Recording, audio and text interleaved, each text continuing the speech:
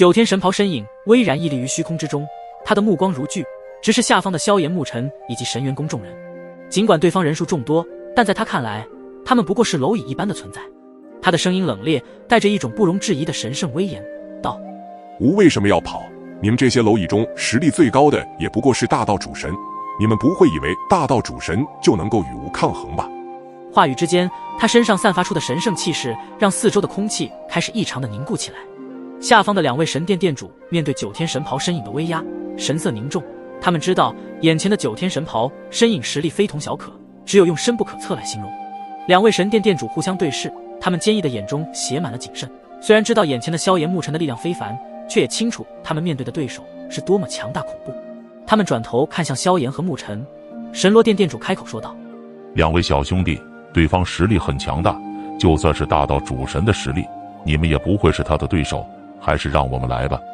他们的语气中带着一丝劝诫，也透露出对萧炎、沐尘等人的担忧。毕竟对方可是拥有大道之上的力量，现在唯一可以与之对抗的，就只有他们二位的神族神脉力量了。然而，萧炎和沐尘相视一笑，他们的目光中闪烁着默契自信的光芒。他们不久前联手击退过眼前这位强大的对手，这一次，他们依然相信自己的力量。沐尘轻声道：两位殿主前辈，此前我们已经与对方交过手，上次让他给跑了，这一次他跑不了，因为我们还有问题要他来解答。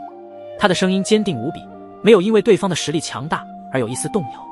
两位神殿殿主一听，脸上露出难以置信之色，道：你们已经与对方交过手？正是，虽然看不清对方的面容，可是他身上所散发出来的光芒和之前的那位九天神光神秘强者一模一样，所以我敢断定这位就是之前一直收集诡异石碑的神秘大能者。沐尘将自己之前与对方交过手的事情大概的讲述了一遍。诡异石碑，神秘大能者。两位神殿殿主听完，便是露出一抹沉思之色。韩龙前辈，你掩护好大家，眼前的事情就给我们了。萧炎丢下一句话之手，萧炎和沐尘的目光默契的对视一眼，其身影下一刻便是消失原地，再次出现时已经站在虚空，与那位九天神袍身影形成了对立站位。刚我们就说过你跑不了，还有之前你一直在收集的诡异石碑究竟是何物？在这背后隐藏着什么不为人知的秘密？萧炎声音不是很大，但其中蕴含着无比霸道的气息波动，声音中透露出一丝不容置疑的大道之威。特别是针对那诡异石碑，因为在这背后似乎隐藏着什么天大的秘密。九天神袍身影面对萧炎的这些质疑，却是露出了一抹不屑的冷笑，那笑容中夹杂着一丝诡异和森寒。有些事情，吾劝你们还是不要去打听的为好。他的声音如同冰冷的刀锋，划过现场所有神奇强者的耳膜。因为一旦触碰了某些事物的真相，你们将会付出无法承受的后果。萧炎、沐尘并未被对方的威胁所动摇，他们的眼神变得更加深邃，仿佛要看穿九天神袍身影的内心。周围的空间似乎因为双方的对峙而变得扭曲，因为他们的可都是主神级别的存在，气氛紧张到了极点。既然你不说，那么我们便打到你说为止。萧炎与沐尘并肩而立，两人的眼神坚毅如铁。下一刻，他们的气息彻底的爆发。萧炎的身体周围缭绕着炽热的炎之一道，而沐尘则被一股神圣原始之道的光芒所包围。他们二人的气息非常有默契的频频散发，两个大道的鼓点为即将爆发的战斗奏响了紧张的序曲。虽然说对方的实力强大，但并没有让萧炎、沐尘感到忌惮。如果是1对1的话，怕他们都不是对方的对手。不过只要二人联手，再次制造出空档，就能够击败对方。所以萧炎、沐尘二人一出手便是全力出击。突然间，萧炎大喝一声，双手挥动，体内的神火如龙腾空，化作一道耀眼的火龙，直冲云霄。空间瞬间弥漫着炙热的高温，仿佛焚烧万物。沐尘也不甘示弱，他双手滑动，原始之道的光芒凝聚成一只巨大的光之手，透出无尽的原始之威。如果万物被击中，那么必然化为虚无。下方的神罗殿殿主和天罗殿殿主见状，都纷纷暗自咂舌，因为他们感受到萧炎和沐尘所施展的大道时，心跳都加快了几分。他们两个的大道之法居然可以如此的恐怖以及玄妙特殊。他们见识过非常多的大道之法，可是从来没有见过对大道造诣如此之深的神奇强者，甚至还是如此特殊的大道之法。他们二位所修的一个是神罗之道，一个是天罗之道，即使他们已经领悟极深，可是在萧炎、沐尘的炎之一道和原始之道面前，还是略逊一筹。吃温炎之一道和原始之道发出大道之声，两个大道相互的交织在一起，宛如天地初开，混沌初分，所过之处空间都似乎要扭曲变形。两个大道之法能量的碰撞，发出震耳欲聋的轰鸣声。火焰巨龙缠绕在原始光之手之上，释放着惊人的大道能量。随着两个大道的完全释放，整个天地都因此颤动起来。